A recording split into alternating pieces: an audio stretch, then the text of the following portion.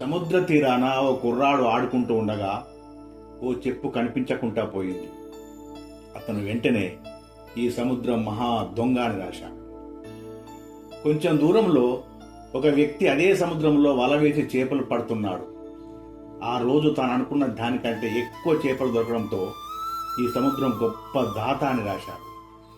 ఇంకో వ్యక్తి సముద్రంలో ఈదుకుంటూ ప్రమాదవశాత్తు మునిగిపోయాడు.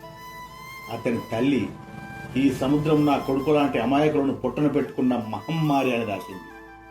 ఒక పెద్ద మనిషి సముద్రంలోకి వెళ్లి ముత్యాలు సేకరించి విజయవంతంగా ఒడ్డుకు చేరి ఆ ఇసుకలో ఈ సముద్రం ఒక్కటి చాలు, జీవితమంతా హాయిగా బ్రతికేస్తానని రాశాడు.